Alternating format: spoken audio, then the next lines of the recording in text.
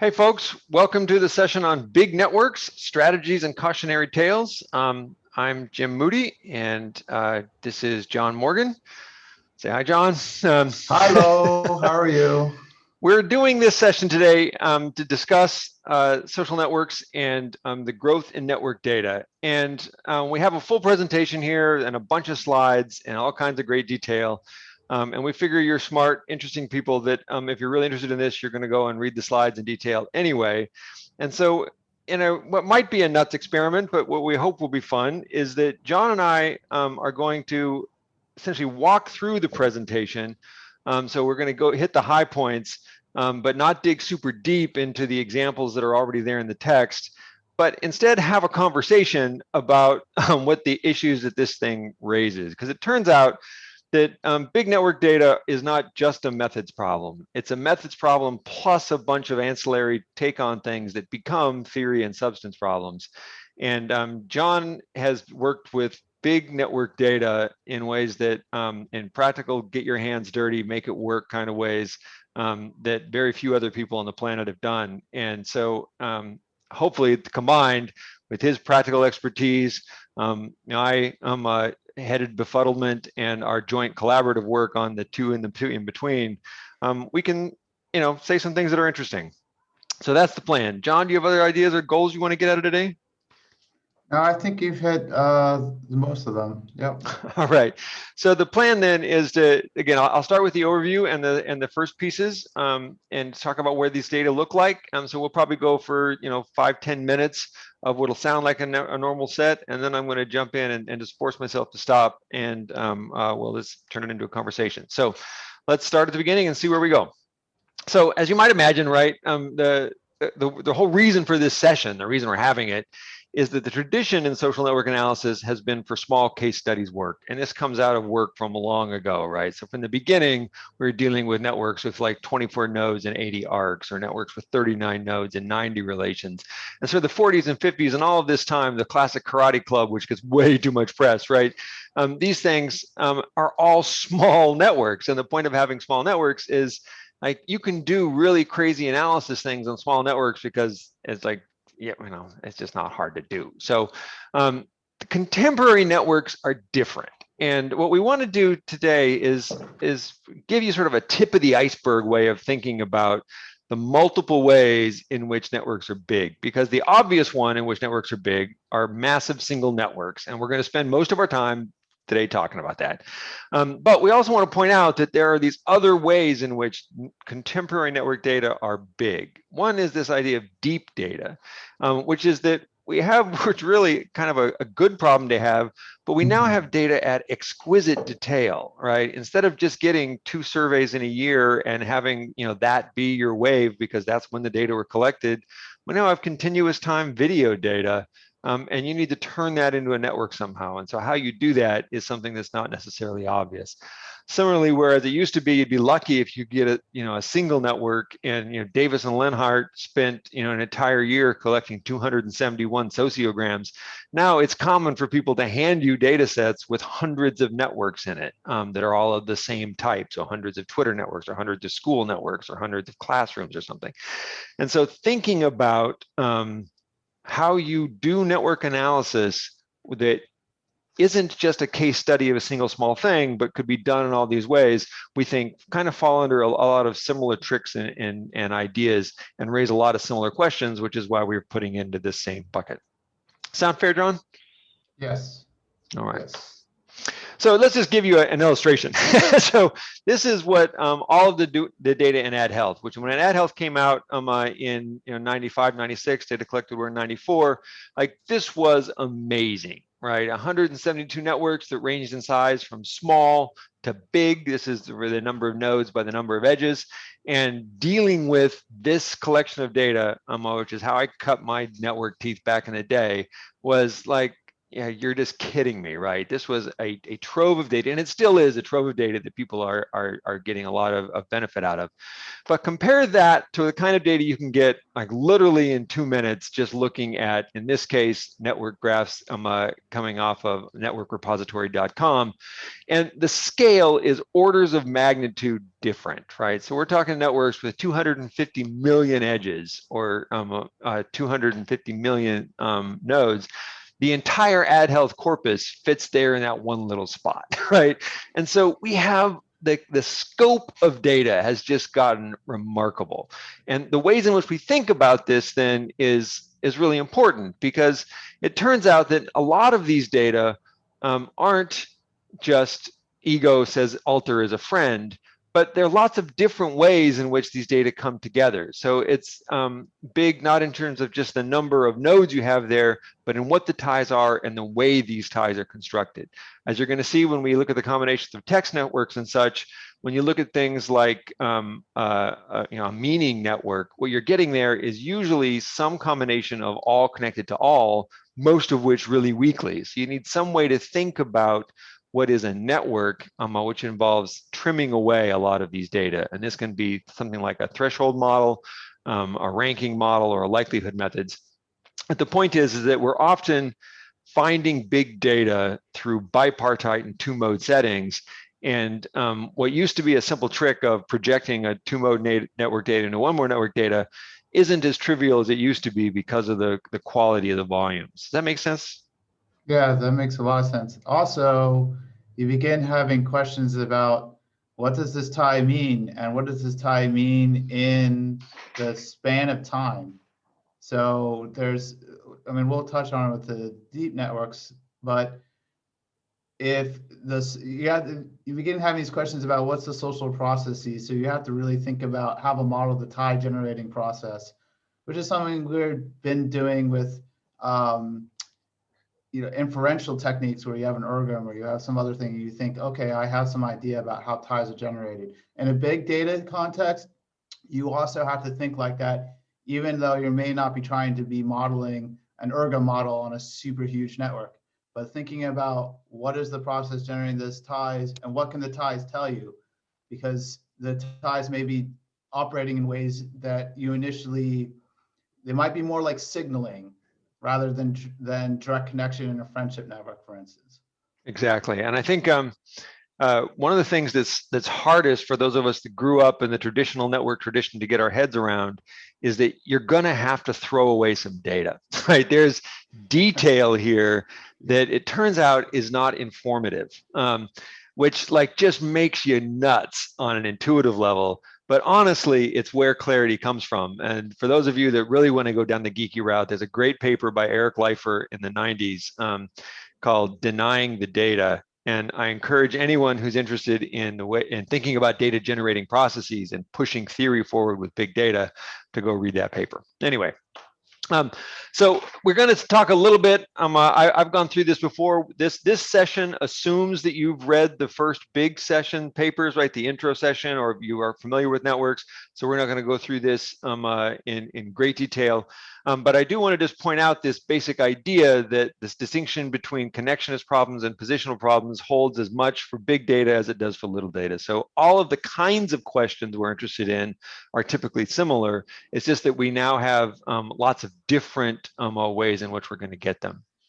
All right, so John and I put our heads together and try to think of ways of making all of these different ways in which you wrangle big data under a single rubric. And we thought about it in terms of these three problems of big networks, deep networks, and many networks. And so the big networks problem is really a series of theory questions that have to do about the relevant flow. I guess I should back up again. I sort of got off on a tangent here without being clear. Just because you have a big network data set doesn't mean you can't think about a social theory. And that's and when John refers to data generating process, I think that's what you mean, right, John? That's exactly what I mean. I'm glad you clarified that. Yeah, so that we stay with jargon. Right. Yeah. So the idea is that we want to ask, like, what it is about being embedded in this network that is going to affect a person's health or a community's health or put the nation at risk through a disease spread or something like this, right? So there's always going to be some substantive end through which the network analysis is a means, right? So we're trying to figure out an answer to a question. And so one of the first steps that I encourage people to think about is if you're going to jump into big network data analysis of either the big, the many, or the deep, right, is to ask yourself, what's the question that these kind of data are most important to answer? Or like, what's the question I most want the answer that I can draw from this data? And I think that the key there is that you don't want to just go on autopilot and say, I'm going to analyze this network by pushing, the network analyze button and hope I get out an answer at the end. Instead, you really want to think carefully about what's the relevant social process, because usually that relevant social process defines a boundary that's relevant for your actors. Is that your experience, Joan?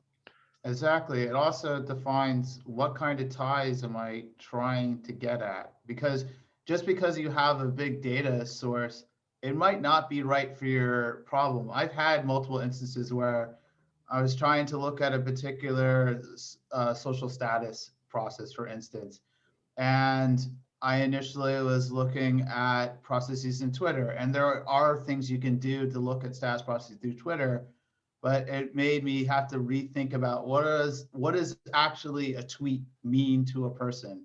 What are people doing when they're tweeting? And you can't just treat it like a friendship network, because there's other reasons why people tweet. They may be tweeting because they are trying to cultivate a following, and it might be a broadcast. But any event, going in tactically about what is my research question and what is the kind of tie that will get me there could save you a ton of work and misery. Exactly.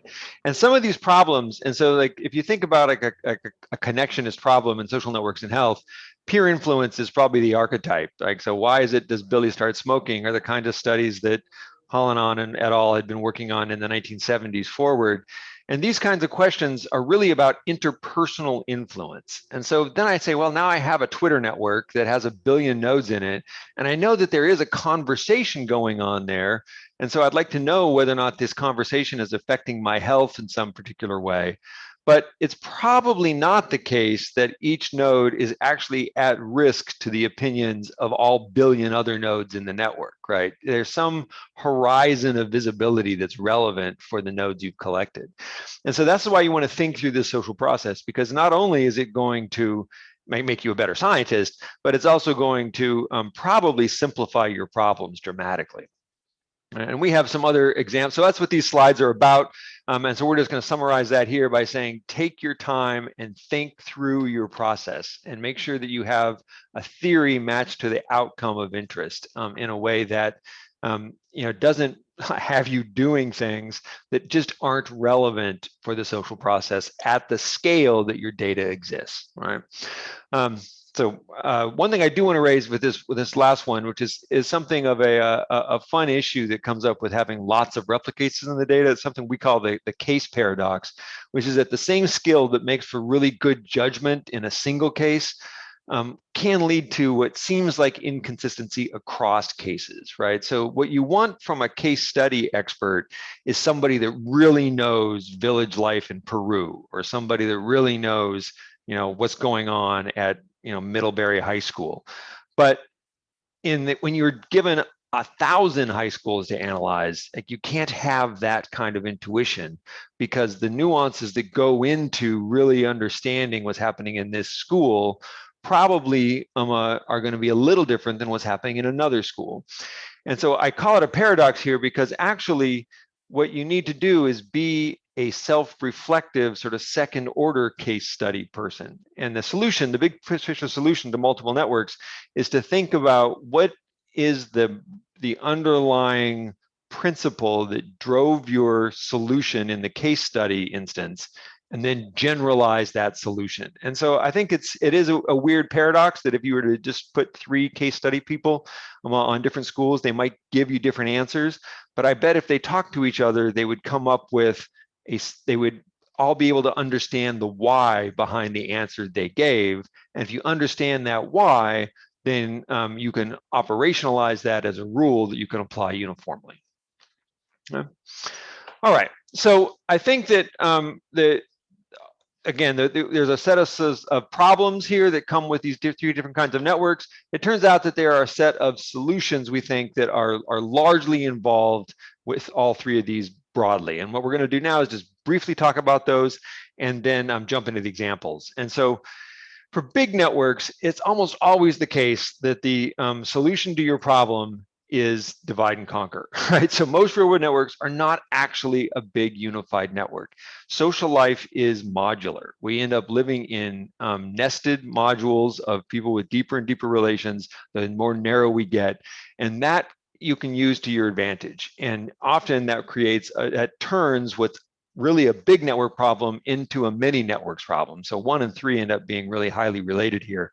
But it's also the case that there are natural fault lines in these big networks. And so by exploiting those, you create smaller networks.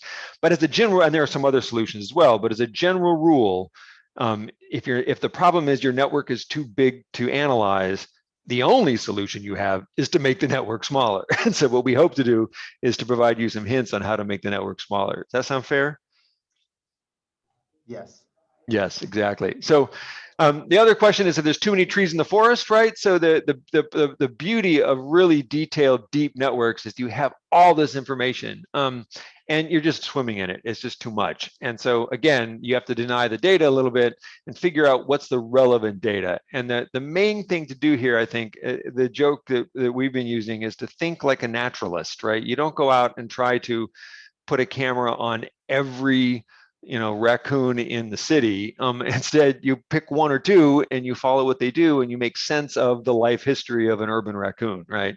To draw a crazy example out of nowhere. And so, yeah. Sorry to jump No, in. jump in. That's That's a the place point. where 1 and 2 link fairly well together, right? So if you do this divide and conquer strategy and you can validate that some of these major pieces that you identified are qualitatively interesting and distinct from each other, then you begin getting into, okay, are there different processes that are happening, and so 1 and 2 kind of link together, and frankly they link into 3 too, because then you begin going, well, there's 2 or 3 or 4 qualitatively distinct sets going on. Exactly. All right.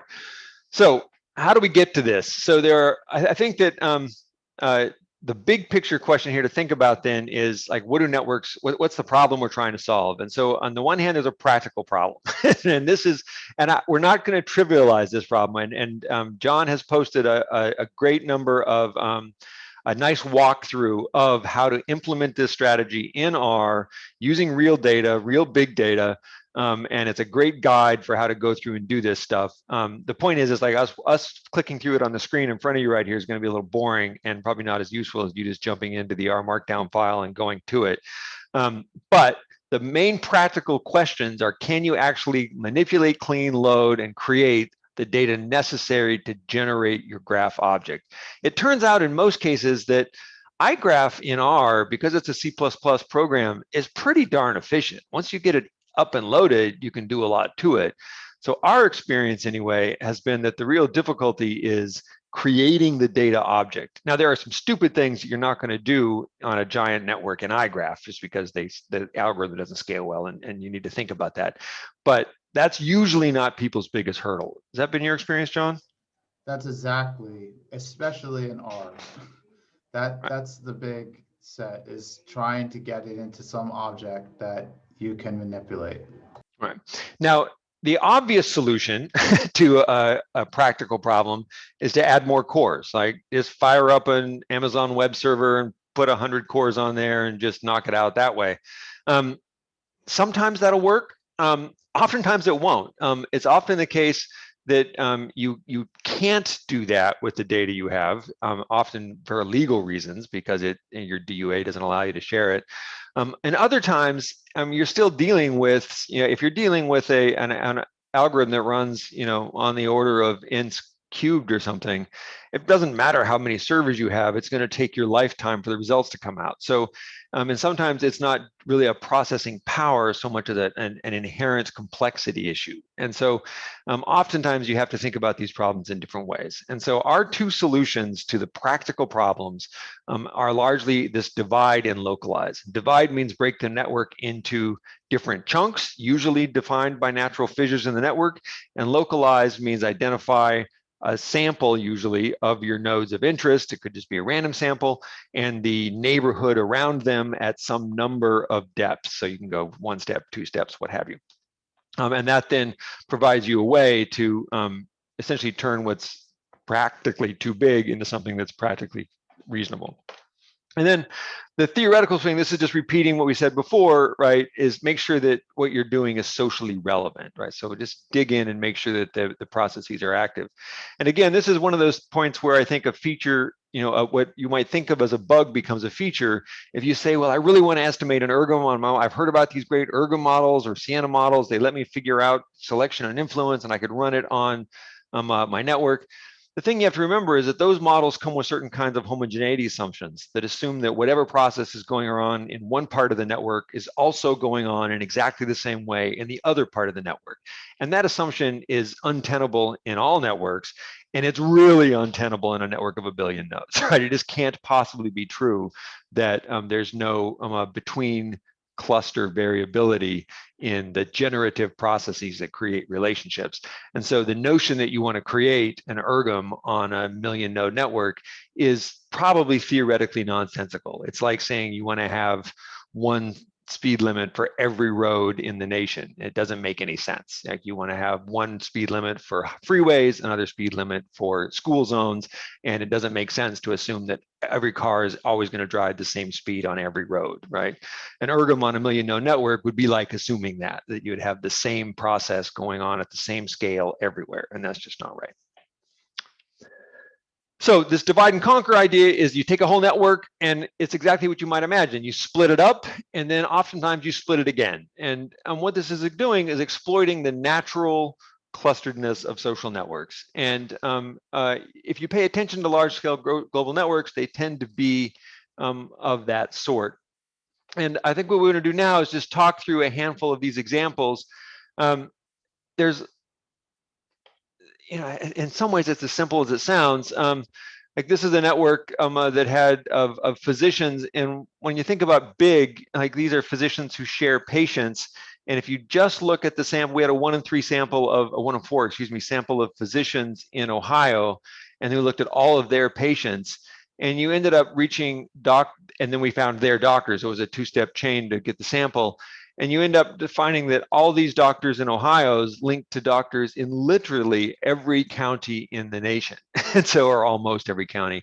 And so it's kind of remarkable how quickly you can reach the rest of the world. Now, because this is a 1-mode projection, those 38,000 nodes generated 2.5 million edges, right? And so you repeat that over the 5 states that we did. So we did Tennessee and Pennsylvania, a bunch of others. So it ends up being many, many, many of these. The nice thing is that when you do this divide and conquer strategy, the natural clustering of physician networks ends up being really tight. So it ends up being the case that the vast majority of those, 174,000 nodes, like 500,000 doctors, most of them exist in local networks of about 200 nodes, right, which are centered on their hospital or in their community. And these other things you can really treat as just exogenous inputs to their system. And there are a couple weird ones that have to do with large national scale hospitals. You know the names of those, and I'm not going to say them here. But so there are some weird ones, but that's a feature, right? You now know that they're weird, and so you treat them separately than you treat the rest of the set. This is an example of a network that John and I worked on. It was a really big network of, if I remember right, this network had about 40 million nodes. Is that right, John? Yes. Yeah, good God. I have nightmares every time I remember thinking about this. And so this is actually, if you think about this picture up here, right, about what we're doing, the whole network had 40 million nodes. We split it a first time. Then we split it a second time. You split it a second time and you get this node, this image, which has 6,700 nodes in it, so 6,000 nodes. So even at that lower level, it's not a trivially small network. But we did this. Go ahead, John. Yeah, jump into that. Yeah, so these are so these second level clusters, and then what's the rings? So there's a The rings pendants are on pendants them. on them, right? Yeah. Exactly. Yeah, and so that was another trick we did, is that we invented a new way of laying out the network. It turns out, after a bunch of exploration, that this version, and this was a GitHub repository network, if I remember correctly, yes, that these things were they're characterized by this really strong hub and spoke structure. And so the vast majority of nodes in this network have degree 1. And so once you understand that, that creates another positional slice that you can do to the data, because all of those pendants, in some sense, are not nearly as interesting as the non-pendants for something like, this spread of a computer virus on GitHub or something. So, what else did we do here? So this is a second version of this example where we're looking at the natural clusters in a Twitter graph. So in this case, we had over 300,000 users for related to rebellions on Twitter networks in Central America. And it turns out that the vast majority of these ties, again, followed this kind of hub and spoke structure, where the hubs were communities in this case. And so this is an image matrix. So this square is one big community. This is all 300,000 users put into their communities, and the communities were largely relatively small. And you can see that there's the vast majority of traffic was from all of these pendants out here, these that are little micro communities, to a couple of institutional hubs, and that's where most of the action was happening. The size of this, partially because of media. Yeah, because these were Twitter, so basically there was multinational media coverage, and so some of these super nodes which actually made it more difficult to parse what was going on. There was a division between what's going on in the local context and then what are people watching externally, and those are two different populations qualitatively.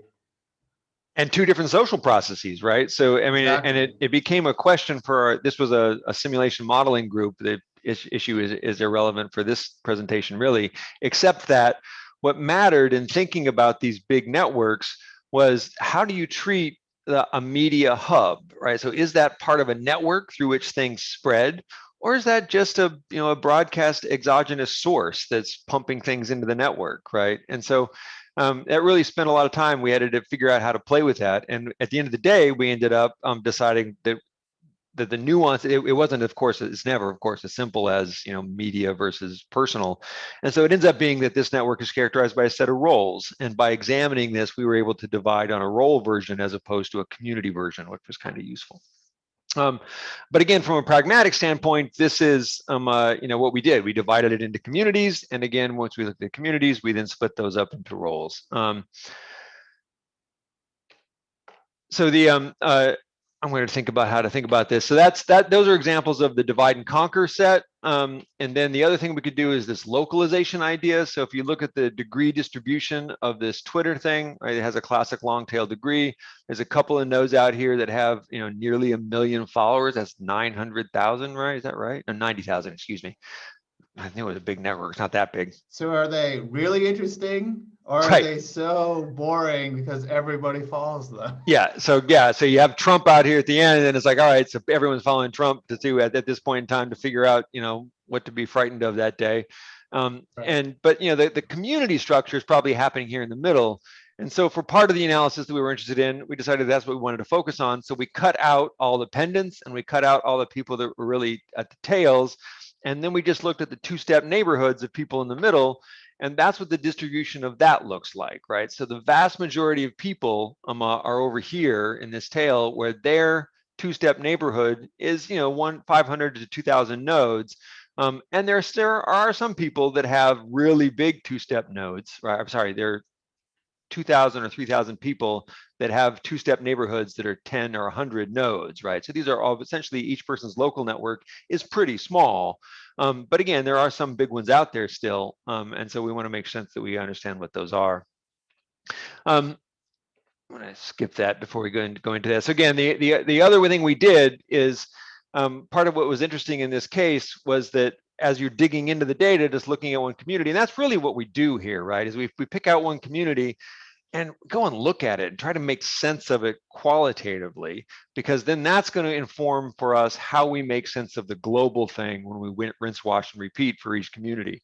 And so part of my big sort of theoretical hint for dealing with big networks is don't lose your small network intuition, right? Take the time to examine them, to look at them, to have some fun with them, and try to get a qualitative sense for what's going on at the node local level and ask how that differs across these different communities. And I think the only way to do that is to, once you get these clusters, is to sample a few of them and to dig in and play with them. And so when we did that, we discovered that there were essentially two kinds of communities in this case.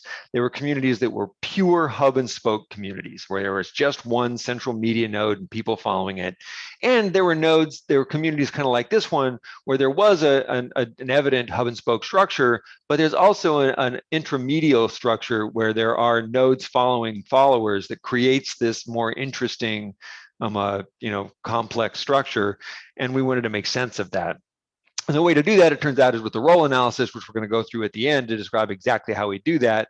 But what that helps us do is essentially divide this entire network structure into 9 positions. And those 9 positions are all characterized by having the same pattern. And then we can treat that pattern as a explanatory variable effectively. So that's I think a picture at the theoretical level. John, do you want to give them what it took to get to this point? Okay. Well, so the first step we talked about several slides back is we had to decide what our definition of a tie was.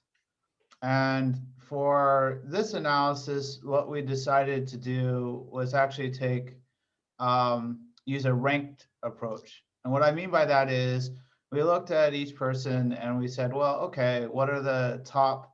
And I think in this case, it was 25 after some analyses of looking at distributions of EgoNets and so forth and so on. And that helped us thin out the network. So a first step is often a thinning step. And then the next step was performing community detection on this large graph, which allowed us to subdivide the graph.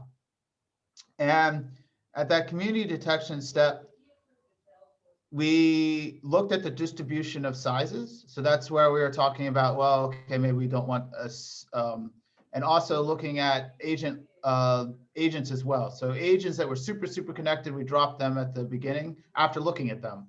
We looked at their tweets, and they were generally media actors, or actually often soccer. And the other, which was not relevant to our research domain at the time. And the other major source of big tweets is some craziness. There was an India hacking scheme in one of them. So it was basically those annoying scam calls. So you get rid of those. Went through and did this community detection piece, and they're still super large. And one of the things you want to do when you're looking at these communities is start looking at the variation within the communities. And what we saw was that, okay, there's you don't have to do a second level clustering on everything. Like if it's a medium to small community, well, that's fine. But you can take this subset in the middle here that's interesting and subdivide further and get the second level clustering. And that's where sort of actually the fun begins to pop out, because now you're at a size where you can start looking at the networks using more sort of classic social network analysis techniques. So not only we haven't talked about it too much, but different big data generally require sort of a subset of metrics that scale well. And one of the nice things, so like page rank for hierarchy and things like that. But one of the nice things about the subdivide category is now you're at the community level and you can actually begin using other social network analysis metrics again, like looking at betweenness or looking at degree or things like that. So, and you can begin looking at, so we actually, one of the ways we began to going, well, are these communities really different? In our set there, we were in the middle of a rebellion. So are they actually representing political factions that have pro or con sentiment? So another piece that comes into here is there's a network piece, but oftentimes there's an assessment in terms of doing maybe some text analysis or some sentiment analysis to get a sense of what is the content of these communities. So practically, where did we do a lot of this stuff? For this particular project, we did a lot of the data management in SAS, and then moved it into a program called PIAC and did some support analyses in R. But I've also worked on large network analysis projects where I worked primarily in R. And the way that I did that was did a lot of the data management pieces, and we'll talk about this later, using databases and then moving subsets of interesting things and going back and forth. And that's, I think, one of the other things that comes with big data is getting comfortable. You're not going to be able to do it all in SAS or Stata or R. It may be that you require some other tools along the way. Yep. All right. So again, there's a bunch of ways to do this. The one element the divide and conquer strategy does require is picking a community spread, right? And as you'll know, if you've had a chance to see Peter's new piece on community detection, it's not trivial to do a community detection well. And so oftentimes what happens with these kind of networks, these really big ones, is you take the first best cut you can do. So a Louvain method with a resolution value of 1, just to get a sense of what's there. And then you look and say at a couple of them and say, well, really, these should have been split again. And so there is a lot of this back and forth. And I think one of the things that happens with people trying to analyze big networks is they hope they can sort of, there's a big data solution that just comes with the push of a button. And part of our intuition anyway, and I think our suggestion is don't fall into that trap, because you're gonna end up finding something that's trivial and perhaps not that interesting at the end. All right, so we have a bunch of slides here on deep networks, and I want to spend just like 2 minutes just pointing out the problem. The deep network analysis stuff is, the idea here is that we have continuous time data on often a small number of nodes. And the classic examples that we're seeing more of are sensor network data, so people wearing Bluetooth devices, or video data. So this is an example of a project that I'm involved in.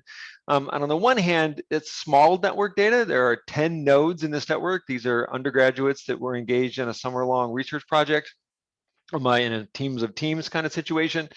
But it generated over 30 terabytes of video data that we needed to analyze, right? And to figure out how we're going to parse to turn into ways of thinking about communication. And on the one hand, this is brilliant data. It lets us see something that, at the level of detail that, we sort of always are, I don't know, jealous of naturalists putting, tagging zebras in the wild or something. So you can do that, right, when you put a sensor on somebody and you watch them go around. But then you get more data in your hand and you know what to do with. And the main questions that you're going to ask here are from an analysis standpoint, or what is the most relevant version of this data? And the question that John raised ahead earlier with the TUMO network data is really relevant here, because almost always what you're going to have to do is aggregate these data. And you're going to have to aggregate them over time. So you're going to have to pick a temporal window. So there's a temporal aggregation, and there's sort of an intensity aggregation. So almost everybody, are these 10 people, everybody spent a moment with each other, right? So if you just looked at the network of who's connected to who, it's going to be a complete clique. But some people were in deep, meaningful conversations over research problems that lasted for hours, and other people said, hey, good morning. And so you can't treat those as the same. And so that kind of a thresholding model really takes a lot of sort of user judgment to figure out how you get it. If you go through the slides, you'll see that the main thing that we suggest you focus on are these problems of wrangling, sifting, and aggregating. So wrangling is just putting the data in an analyzable format. the honest the answer to this is you're going to need if you're not a database person yourself, find somebody who can help you with database construction, because there's got to be a way to turn these often really complex data into something that looks like and smells like a rectangular data frame that you can turn into an aggregated analysis model. And that's sort of that version of like text conversion or video conversion is sort of outside the scope of our presentation. Once you've gotten your data, you need to turn it into a network. And that usually involves some kind of sifting. What we mean by that is filtering out the irrelevant bits and finding those sifting out those jewels that you're really interested in. And that's usually substance-based. And then aggregating, the goal here is that you have too much information, you got to condense it somehow. And so aggregate it into something like a summary score.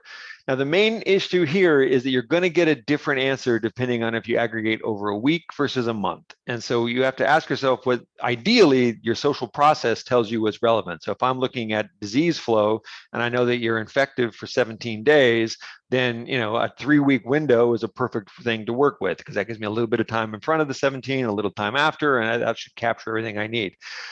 If I don't have a nice biological or social crunch that puts a natural boundary on things, the best thing you can usually do is try a bunch of windows and figure out what your results, what realm your results are relevant in. So I mean, those are the general issues there. If you go through and look at these slides, they're really great. Craig Rawlings at Duke Sociology has worked with a bunch of these data, and you'll see I stole a bunch of slides from him. This is really a plug for you to reach out and talk to Craig if you want any kind of help with these types of data, because he is the local master. And the examples here are from a speed dating case, and also a smelling case where they've collected all these wonderful data about how people engage in sense, and they turned that into logical schema. And then from that, they associated the extent to which we share schema with sharing of perceptions. And now they're moving on to a whole series of questions using these video data. And it really is a case where you have all of this information and you want to do something with it, and you have to figure out how to do that. And it's worth spending some time doing. Again, I am giving this way too short a shift, and it's just amazing work, and I encourage you to reach out to Chris to find it. But at the end of the day, you can see what happens in this case, right? You have all these kids running around a playroom. What that turns into is a network, and the thing that moves between the video and the network is a non-trivial amount of filtering, wrangling, and sifting, all of which that should be theoretically informed and needs to be somewhat like you need to find some way to defend it against the notion that you're cherry picking results. That's the main thing, the concern that folks have. But again, this is because this presentation is already too big. We're going to not spend a lot of time on deep networks today, and just hopefully whet your appetite for thinking about that for Social Networks in Health 2022. John, anything to add on deep networks before we skip over to mini networks?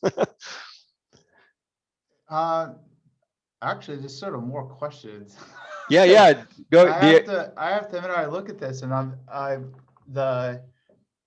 the time and the intensity question also seem very interlinked, right? Because intensity is dependent on what you think is a meaningful time window. So maybe in the undergraduate case, that's already defined for you because there's like class periods or there's meeting times or whatever, and they're in there for that thing. And then you can sort of look at the amount of time the people are interacting within that set. But for some of these other more fluid things, that looks, it looks really interesting, but this question seemed very related. And also, I guess it goes back to the thinking really about what the social process is.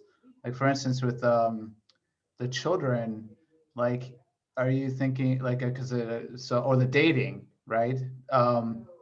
So in this case, if you're like looking across the whole year, what might be meaningful is looking at like changes, like, because kids change their social network over a year, right? And thinking about they change it over a day. No, exactly. Yeah, well, that's true. And it does raise interesting questions, right? So there are often analogs to the dynamic process. So if the question is like, does Billy steal does a kid steal a toy from another kid, right? That's an aggressive kind of confrontational act that they're recording in this set, right? You could model that as how often in general does a child of this type steal toys from a child of that type? And that's an aggregation question. You could also ask a situational question, which is under what configurations does that event happen? And that would become a relational events model. And so oftentimes, which is a continuous time event history model, essentially, for what's the risk of a toy stealing event happening on the dyad. And so I think that a lot of times you just need to really stop and think about what is the piece you want to get to. In the same way that we did, is it a role question or a connectionist question? With deep data, is it an event question, or like, is it a state or a trait kind of issue, right? Yeah, that's really interesting. Also, it seems like it's also, can I aggregate at the tie level, or can I aggregate at the network level? Right, Like exactly. if I network a context, surely those things go back and forth. So like, not to sort of be redundant here, but this is where having to go back and forth a couple of different times to find out what is the best optimization of this setting and what sort of makes sense. And also, like, I don't know, this would be a case where I'd want to talk to the teachers and say, Oh, yeah. does what I got from my network analysis correspond at all to the reality that you see here? Right, and I think that, and to be very fair, that is exactly what Craig is doing. So he is not just saying that this is a substitute for that kind of in-depth qualitative work. It's meant to be complementary to it. And I'm the one that's too lazy to get in the field and be a qualitative researcher. So the point is, of course, that that you're never going to automate away meaning. The goal is to identify a way in which, the fundamental hypothesis of a lot of this deep network analysis is that questions of culture and meaning are at their core reflected in patterns of relations between cultural objects like sentences, terms, and musical genres or something, and patterns of relations that emerge out of people having, pulled those cultural norms and beliefs inside their heads. And by doing that, that's going to shape practice. And it's kind of a, the sort of the classic structural axiom that if it doesn't end up having an effect on the structure, then it doesn't really matter. And so, for something like these kids, it might be that, the time sense naps is the key structural determinant in the way the day progresses, but it might not be. And so it might be that, we can dig into those elements one way or the other. But it really is all about trying to take something that we think of as deeply imbued with, these qualitative elements, and distilling away from it the crystallized structural implications that those qualitative meanings have to imply. But again, next year we'll have an entire session on deep networks, so stay tuned. In the meantime, let's jump over to multiple networks.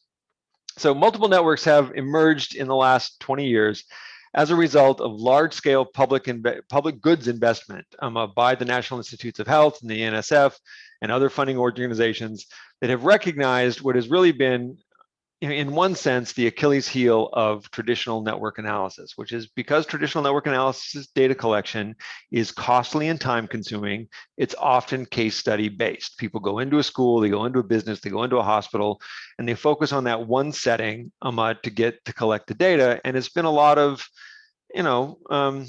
kind of yeoman's shop work where a single investigator puts together the bit and pulls together the resource, and then they analyze the data and you see the results and you get lots of these different case studies. So you get collections of case studies. The problem with that is that even though you spent all of this time collecting data, you really have one network data point, and so that means comparing across a network level feature is impossible. And so what AdHealth and Prosper and a bunch of these other data sets have done since is that they bit on the promise of the case studies that was made to say, well, if it's true, we should be able to see this in an honest comparative sense, whatever this might be, a policy intervention or a network effect. And so let's invest in collecting lots of network data the same way in lots of different settings. And this has now become a common way to see data sets. And this is just giving you some examples that in the health realm, Ad Health is the most famous, Prosper perhaps as well. But there's a bunch of them going on in health policy interventions in India and Honduras, as well as lots of other cases where data generating folks like Twitter, Facebook, and so forth, they will be happy to give you a circumscribed subset of data, but they're not going to give you the whole thing. So often you get multiple networks by the divide and conquer strategy or the data use agreement strategy that comes out of one big network. And so this raises this core question of how do you deal with multiple networks simultaneously? Excuse me. So how do you do this?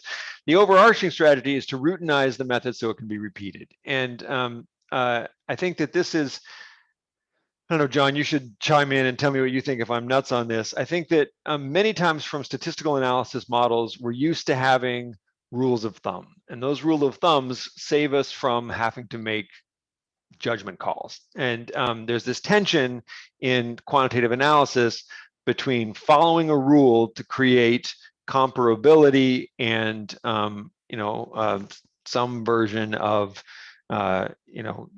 objectivity versus a lot of nuanced judgment calls, which are going to create idiosyncratic results and bias. And so the tension between those two poles has always been there in network analysis, and they've largely not been brought to the fore because if you're only dealing with a single case study, the judgment calls are a lot easier to make because you can look at the details of each case much more closely. Once you scale up to hundreds, if not thousands of networks to apply some kind of a network analysis to, you have to find some way to routinize those judgment things. And so that's a good thing because it forces you to be rigorous in how you define what you do and why you do it. It also means that you're probably going to give up some of the nuance that comes with the original set. Does that sound fair, John? It does sound fair. It also is one place where social sciences are sort of becoming more like computational sciences, where sharing these scripts and is now key for reproducibility. I mean, if like, because that's where the all these judgments have been stored. Yep. And then future researchers can look through the script like on, I mean, I actually think it's kind of a fun, good thing, but we're in a tension right now of moving to that universe where we're getting more comfortable with sharing our analysis scripts and having the world look at them to be able to look and say, well, did these decisions make sense? But with things like GitHub and other sharing platforms, it actually allows us as a community to start looking across multiple times or multiple people doing this and say, hey, that made sense or that didn't make sense. And I don't think we're ever going to get to quite the, all right, I run the statistical test like this rules of thumb, but I do think there's the promise of building community standards of good practice, because we're now being able to be more transparent about these decisions. Right, and I think that, yeah, and that's a great point. I think it also points to the, it reinforces the purpose of most of these large scale network investment issues. Like these, like Ad Health and Prosper and the rest of these kind of things were all built in many ways as part of a public good, right? So the NIH invested in Ad Health to create a resource for the community as a whole. And it turns out that it's not just the data that's the resource; it's the code that goes with it to create the analysis scripts and such that come out of it, because that's where the intuitions and the results come from. And so, if you actually want to create the public good, you need both the both the recipe and the ingredients to make it work. So, again, I think the hard part here is like, how do you give and this is where, as you can probably tell, we've been struggling with this whole presentation, is how do you give general guidance on what are oftentimes particularistic problems. And so I'm going to be really clear here to say that these are our solutions to a set of these kinds of problems. You might come up with a different one. I think, as John pointed out, the field as a whole is working on them. My intuition, and is that anytime you have this divide and conquer strategy that generates lots of multiple networks, or you've just been given lots of multiple networks, that what you need to do is not abandon your your case study intuition, but instead really lean into it and be self-critical about it so that you can create an automated version of your own intuition. And that's really what all of these strategies are designed to do. And that is very different than, and I can't tell you how many times I've seen this happen. Peter complains about it with community detection, is that way back when somewhere Newman made an offhand remark that a community is a good community if the modularity is above 0.5. And so now, 2 iterations later, people are like only taking the community if it's above 0.5. And it's like, well, that was never meant to be a rule of thumb, but because people are never comfortable making a decision, they want to rest on someone else's decision. They just stick by that route, as opposed to saying, well, actually in my setting, if the modularity is not above 0.8, it's silly. And so you just need to think about these things. And what I think we're going to try to do now is show you an example of a couple cases where we hope we thought nicely that our thinking was correct, and how it led to an ability to do something at a scale that you couldn't have done before. But we're being very honest and saying that these were a series of choices we made, and someone else could have made a different choice. The key is just to be clear about how that choice was made. So the first example is to think about what kinds of problems require this kind of deep thinking. I shouldn't use the word deep given the context here, but this kind of, nuanced thinking. And so I like to break up the multiple networks problem into what are easy problems and what are hard problems. So the easy problem are things where you're literally just repeating an analysis multiple times. And so if what you're doing is running an ergon model on a network, so you're trying to figure out whether or not there's homophily on smoking, in that case, then there's not a lot of judgment that needs to go into how you specify the model for one setting versus another. Now, it doesn't all go away, because some of your settings are going to have cases where there aren't any smokers, and there's going to be other cases where there's only 1 or 2, or that you have a gender parameter in the model because you think you should control for friendship ties based on gender before asking whether smoking matters, and it's an all-male school, right? So oftentimes the one model fits all strategy isn't as easy as making it sound.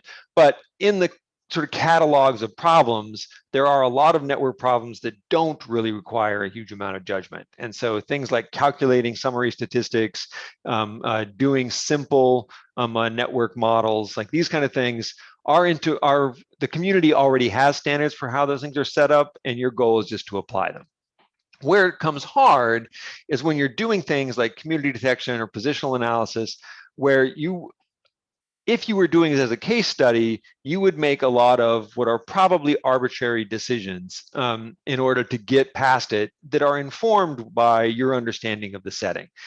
And you would like to have that richness carry over to all 300 networks that you're dealing with. And so consider as this example a role analysis. This is an image network, right, of positions in a network. And this is a school classroom. And so cluster 7 here is what you might call a leading crowd. This is a friendship network. So these are kids who are friends with other kids in group 7, and every other sort of cluster, or most of the other clusters, want to be friends with them, even though they won't be friends in return. There's one group here that are really closely aligned with them, and they get some recognition back, and they also recognize themselves. And so those are sort of hangers-on or lieutenants or something like this. These folks are wannabes, like they want to be friends, but they're being ignored. These folks are off in their own world entirely somewhere else, right? With maybe a little bit of connection to the center of the leading crowd, but are in their own universe and self-recognized as such. And then you have kids that reject the school entirely, right? That kind of a description is something you get by digging into a case study of a school and figuring out who the kids are popular, and then you write the script to Heathers and you make a bunch of money, right? How do you do that, right, if you want to do it across the entire network structure? Well, we do that using a block modeling routine called regular equivalence or role equivalence. And we do that by digging into the triad structure. And we wanted to do that in Prosper, and we wanted to do it on each of the schools in Prosper. And because I couldn't talk an RA into sitting through and doing this by hand for each one, I don't think I ever asked John. John's too nice. He would have said yes. But we decided we had to come up with some way to automate this. And so the basic way this works, right, is you start with all the triads in the network. You decompose those triads into the positions that nodes can be in. So each node could be, you know, in this little triad that looks like a reciprocal tie, and another one, you can either be the end, you can be the bridge, or you can be the directed end. And so like each of these describes a summary statistic, and then you want to take that summary statistic and look for two pairs of nodes that have similar sets across those summary vectors. So that's the model. If you read the positional, if you go to the positional presentation, you'll see a full write-up of how we get to this. At the end of the day, what you're going to end up in a particular school is a big similarity matrix. So how similar are John and I with respect to all the triads we can be involved in? We then cluster that. Now, if you're doing this by hand, you're going to go through and you're going to look at the resulting cluster analysis, and you're going to say, well, if I cut it at this number of clusters, I get this pattern. If I cut it at this number of clusters, I get that pattern. Which one's the best? And if anybody who spent some time doing work in cluster analysis, you know that there are a bunch of different rubrics for finding the best, the right number of clusters. And people who do this work a lot will even say you don't need to go through for a single cut the way that it's traditionally done. You can go down one branch a little further than you go down the other, and so forth. And that's really interesting work. That's the problem that's impossible to regularize across the entire network. And so what we did is we said, well, what's the common denominator across all this? And if you think about what a role analysis is, a role analysis is community detection on a similarity network as opposed to a friendship network. And so you've abstracted from your friendship network to look at role similarity. And what you're doing then is finding a block diagonal cluster structure of nodes that are really similar with respect to their roles to all other networks. And so we literally then say, let's do the cluster analysis like we traditionally do, but let's evaluate the modularity score that comes at each cut point in this network. So we say, let's cut the network into 2 to 3 to 4, just walk our way through and figure out where in this sequence of possible cuts does it maximize the modularity, right? So that then creates for us a decision rule that we can automate. And we did a lot of testing with it to make sure it worked right and looked at a few here and there, but it seemed to give us a reasonable solution. It wouldn't give us the solution that we might do if we were actually doing it by hand. And you can see that with this example I gave up here, right? Because that solution applied to this network gave me 2 isolated groups. And if I were doing this by hand, I would probably have gone 1 cut level lower or higher, probably in this case, and merged those 2, because the difference between them is pretty subtle. Like the group 2, group 1 are pure isolates. Group 2 are people that have 1 or 2 ties, either in or out, but very little reciprocity, right, in this particular case. And so substantively, they're both outsiders to the school. And if I were doing this entirely by hand, I probably would have combined those sets. But that's the trade-off you make when you do when you add a decision rule that lets you go through and do that. All right. So how do we do that then across the entire setting? Well, the nice thing about this is once you do that rule that you've applied, right? So you've maximized each setting. In each setting, each school then is going to be characterized now not by having to decide. Sorry, I should back up a second. The problem with this model is this will tell me the number of clusters I should have, right? So this is, I've solved the how many clusters should I have in each school. I haven't solved what a cluster means, which is the other thing that we typically do if you do a big network analysis, right? And so in this case, it ends up being that in this school, cluster 7 is the leading crowd. But in another school, cluster 3 might have been the leading crowd, or cluster 2 could have been the leading crowd. Or it might be that this school has no leading crowd. This school has a different pattern of structures, right? So how do you go through and turn a problem of 398 clustering solutions, right, that turn into 2,912 clusters, how do you make sense of what those clusters are? Can I Well, give a guess? go ahead. I'm going to make a regression model that predicts cluster membership based on some things that I think are important. Oh man, you're close. I did it the other way. I went to a second level cluster analysis. And so what I did is I said, well, what characterizes each of these clusters, right? Whatever their label in the result, each of these clusters has some overall pattern in the number of closed triads, open triads, right? In the frequency of each of those 36 possible cluster or triad positions. And so I can characterize each of those 2,912 clusters by their mean on each of those vector scores. And then I cluster the clusters. And so I get a second order cluster that says all of these clusters here are really similar in their pattern of involvement, their average pattern of involvement, and they're very different from these clusters here. Now, John's intuition is a good one, because what you could have done is say, well, let's instead just look at like which of these clusters have popular kids, which of these clusters have high reciprocity, that would probably get you to the same set. And you could then label clusters that have high reciprocity and high popularity as leading crowd clusters, and clusters that have essentially high probability of being isolated and high probability of having an asymmetric tie as being outsiders. And you wouldn't go far wrong, but you would, I don't know, this is the choice I made. What's kind of nice though about this, or we don't have infinite amount of time, that both of these strategies would be kind of fun, because the issue with the regression is, you're assuming what everything is that's important. Right. But with this, you could discover a second level cluster that your regression model can't explain. Exactly. And I think, yeah, and I think that's a feature and a bug, or feature, you can decide, right? So it's actually an empirical, right. It's a theoretical question of what do you want, right? Do you want to discover or do you want to confirm? And so in this case, we were in discovery mode. And so like, let's see what the data tells us. If instead I want to say, if my research question was Coleman right? Every school has a leading crowd, and the leading crowd is characterized by, essentially white male rich kids, then I can test that using your method, right? And so it's a difference in what kind of question you're asking. So anyway, what we did here is we did this cluster of clusters, and that then led us, now the units of analysis here are not kids, but are clusters. And we can then ask for each of these clusters, what is the thing that drives the split? And so here's where I put back on my case study hat, because now I'm really looking at one cluster analysis, and I can go through and say, well, the first split turns out that that's based on essentially the difference in the kinds of triads they're involved in are periphery versus core.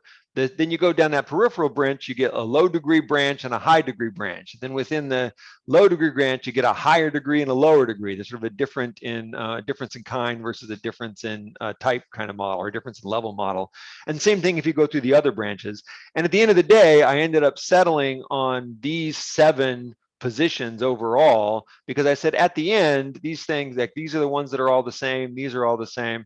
And you'll note that I didn't actually cut them all at a single level here. So I could, like, this branch is would be within this branch if I were to cut them out at a single level. And so it really is one of these cases where, I used my judgment to go through and say, what's going on here is these things, each of these splits, the thing that distinguishes this cluster solution from the one just above it, it's a much adjacent one, is substantively meaningful. And that's a judgment question. And somebody else doing it might have come up with a different judgment, but the goal is to just make sure you're clear what they are. At the end of the day, this is what this looks like, just to give you a sense. And I'm going to move our pictures here so that you can see this a little bit better. So this is that top branch. And so these are the 3 clusters that go with that top branch, just to put, then I'll put us back. And you can see that the first split here are what we're calling uninvolved outsiders. And you remember, so this first branch was down the peripheral nodes and the low degree nodes and the lowest degree nodes, right? So this is the lowest of the lowest of the lowest on that splitting process. And this is a bar chart of the overall average for all clusters. And then each of these bars is one of the 36 cluster types. And this will make sense in a minute. And then I also calculated just a raft of centrality scores, again, centered at 0. And so you can see that, like, what makes this cluster stand out? they are like involved overwhelmingly in this position. And this position means they're the bystander to everyone else's dyad. This is the position you end up in if you're an isolate. And so these are the nodes that are fundamentally isolated, and that's reinforced by the fact that they have no out degree, they have no in degree, right? Everything else is negative about the people that are in this cluster. Compare that to the second cluster over here that are slightly different, but they were just one trip away. And you can see that they're involved in a slightly different signature of triads that they could be in, right? But each one of them, right, has something in common, which is that they're on the receiving end of an asymmetric tie in the position, right? So these nodes are popular. They're recognized by other people as being, as somebody that you would send a nomination to, or at least a little bit of nominations to, but they almost never reciprocate. They never go back, right? And so they don't have any out ties. Whereas in this case over here, we have sort of the flip side. These are nodes that are all senders on the asymmetric side, but not receivers. And you can see the difference is that these folks are sending, like they're taking some agency, and they're sending to other people who are central in the network. This is how they get a positive closeness centrality, for example, but nobody nominates them, and they're never reciprocated. And so again, I'm not going to go through all 7 of these positions, but if you, so I skipped the ones in the middle, but if you look here, like this is what the other end of that branching process looks like, right? So this is our leading crowd nodes, and you can see the triad positions they're involved in all involve reciprocal ties and really dense triads, and they tend not to be in these clusters that are characterized by isolation. Whereas the aloof ones, they have, they're on the receiving ends of things as opposed to the sending end. And again, you can see that they receive lots of ties, but they don't send lots of ties. And so in this case, this strategy we used worked pretty well. Like we ended up with a set of positions by clustering the clusters that maps on to, it turns out, a distinction between your rank in the hierarchy, the amount of reciprocity you're engaged in, and essentially how much stuff you have going on, volume. So this 3-dimensional thing maps nicely onto each of these elements, so they're all sensible. Now, again, this is a little more detailed than we've given on anything else, and I'll try to stop yammering here for now. But this is we just wanted to give an example of sort of a detailed example of how you might go about doing this, where you're combining on the one hand a research-informed stopping rule that lets you get something at one level that would be really hard to do, and then something that says, well, what do I do as a human if I'm trying to do a cluster analysis in each of these settings? Well, what I'm doing is trying to figure out where to branch and what makes this cluster different from that cluster. And it turns out figuring out why one cluster is different from another cluster is a clustering question. And so then you can raise that up for a second order cluster. And so that's an example of trying to regularize an intuition or a case study habit that you can then put into a computational practice. What do you think about that, John? Does that seem like a reasonable strategy? Was that convincing to you? This is the first time John's seen this for the audience. He got surprised by this one. I think it's cool. Actually, though, the thing that it sparked for me, going back to the sort of big data question, is that oftentimes you may have multiple tie types bundled in your big data. So, for instance, on Twitter, there's different kinds of activity on Twitter. Those are different ties. And so in that case, that is multiple networks on the same set because there are multiple kinds of interactions. And then you can do a role analysis there to, again, sort of summarize the activity. So I'm connected in these ways across these 3 or 4 meaningful types of ties. And that's a nice, that feels like yet another nice sort of connection and making sense of a big pea soup of data. Absolutely. So that was, of course, our intuition behind using summary scores. So instead of doing a formal triad-based role analysis on the Twitter kind of data, we used, easy. The problem with triads is that there are fast algorithms to construct them, but not super fast algorithms to construct them. And when you have a multiple relational network, there are 36 triad positions on a single relation directed network. On a 2-relation directed network, that number goes up into the hundreds, right? So the combinatorics of triads end up being kind of messy on multi-relational networks. And so using summary statistics, though, like different centrality scores, different in-group, out-group measures, things like this, should, in theory, get you pretty close to the same thing without that kind of combinatoric problem. The one other thing I just wanted to add to this is what I like about the multiple networks approach, especially if you're doing multiple tie types on a single context, is like it also begins to help you build intuitions about what is differentiating these people from each other that happen to be grouped, right? So Right. if you're like, okay, I'm highly connected on this kind of network, but I am an isolate based essentially on this other kind of thing. You can begin to build intuitions about what is the underlying, set of things that's organizing this context. Right. No, exactly. All right, so we're wrapping up, folks. So thanks for hanging with us all this time. We wanted to give a little bit of practical bits. And John, do you want to take this part away? Okay, so I'll try to make this quick because we've made some of these points across the set. If you're working in R and you're doing large network analysis, iGraph is a nice package because of its speed. It also has lots of nice metrics that scale well on large networks, and it has a variety of community detection techniques. So that's a good thing there. We highlighted it earlier, but the big thing isn't working with the network object. The big thing is getting your network into the network object. And while we have some recommendations down here about tools that you can use that you can review, the main thing I would actually stress is what we've been talking about across this presentation, which is thinking about, well, what can I meaningfully aggregate? Can I meaningfully aggregate lots of interactions into a weighted network that's a lot smaller than the sort of initial data set? Should I actually think about these as multiple networks across multiple data sets? Each one of them, though, is a smaller subset, and to what extent are they related to each other? And that's really where the big wins are. It's not, I mean, it's good to be fluent in databases. It's good to know where to go to get the stuff. But at the end of the day, the big wins are thinking about how can I meaningfully aggregate things in a way that makes sense. I go to the next slide at this point. Okay, so thinking about that, there's lots of formats out there that you may run into. You may run into JSON files. You may even run into binary files. People on big networks are not using classic adjacency matrices, but I'm bringing them up because they make the point of there's trade-offs in these formats. There's speed, intelligibility, and flexibility. And you need to think about, I mean, yes, you could save it as an iGraph object, and that's great. And you could pass it among people who do an iGraph object. But on big data, it's good to think about, you generally have teams of people that have multiple expertise on your team.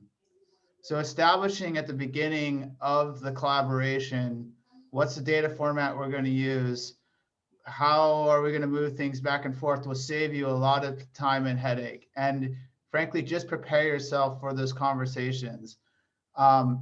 We recommend classic edge and node lists because they can be easily put into databases. They're intelligible and they're shareable. But you may be working with other people and you just have that conversation to start, which goes into sharing, accessing your data. You're not going to pass your data set. I miss those days. Download GSS, blah, blah, blah, and I can go look at stuff. That is not this world. This world, you pass scripts that are canonical ways of accessing your data in a reproducible way. And you need it not only for someone else, so someone else can repeat your analysis, or for you in the future, but literally for you tomorrow, because you're working with these huge data sets. And so thinking about having some kind of version control where these scripts are shareable and where there's sort of some community standards about how they have changed or why they're changed. This goes back to the conversation Jim was talking about these sort of sensible rules that are making these data transformation rules. In big data, this becomes something that you don't hide away in your corner. You literally have to talk about it. It's sometimes uncomfortable. It's like pulling out your skeletons in the closet, but just be prepared for those conversations. Okay, I think that's good on this slide. And I think this is us together. Yeah. So yeah, I think that the point here, right? We just want to wrap up finally and say that the main thing to think about when with these big networks, deep networks, or mini networks, right, is that there are often implicit network boundary questions that move from things being a missing data question to a social process question. And the way Craig puts it, which I really like, is he says that oftentimes these methods problems are just theory problems masquerading as methods problems. And so make sure that you've distinguished what those are, right? And I think it's important to be clear about these kinds of things. And it's true both for how you define what's the edge of the network, both for like if you're going to divide the network or you're going to do multiple networks. So you're essentially defining the stuff that's not in that network as irrelevant. All right, so yeah, so basically that. But also, what constitutes a tie, right? So it's when these data are generated by either two-mode projections or some continuous scale on meaning or something like this, you almost always have to figure out the ways in which the tie is coded up from what is an otherwise ambiguous indicator. So I know that John and I's sensors have been within 3 feet of each other, 10 times, but is that sufficient for me passing COVID to him or not? And that's the kind of question that you have to think through very carefully. Sometimes you don't have to binarize. Sometimes in that case, I might just turn that into a low probability event versus compared to a high probability event, but it's just something you need to think through very carefully. Other thoughts on this?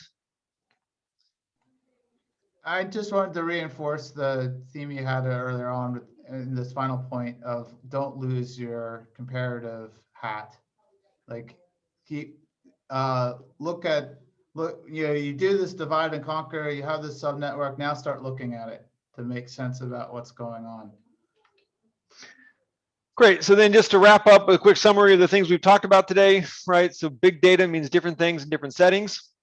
And each of these different things carry with it their own problems, right? So big networks tend to have this processing and compute time difficulties. And fundamentally, excuse me, the theory of for whatever metric or you're using often doesn't apply. So between the centrality on a million node network is kind of, it's fundamentally nonsensical. Even if you could calculate it, it doesn't mean what it means in a 100 node network. And so you want to think very carefully about big networks, about what they mean and why, and how you make sense of them. For deep networks, right, the deep networks, their main problem is that they have, we're used to getting data that have already been aggregated for us, right? It's like when you ask a kid, who's your friend, what they're doing in their head, presumably, is some really complex algorithm of taking all the people they've stolen toys with and played with toys with and hung out with and talked to and turn that into a judgment that John is my friend. And they reported on our little survey, and they do that work for us. When we have sensor data and we have history data and we have these long, complex, really detailed data, we have to make that judgment for them, which is a harder thing to do. And so you really have to be key about both when is a network, where is a network, and how that network is constructed.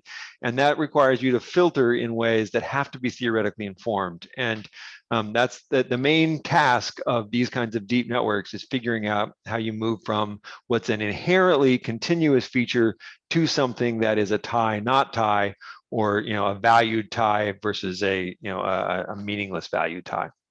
And then finally, the mini networks problems, where you have so many trees you can't really see the forest. The idea is think about pick a few trees at random, right? Make sense of those trees in detail, and then be really critical and self-reflective about what you did in that sense-making process and routinize that. And as soon as you can do that, you can extend that out to the rest.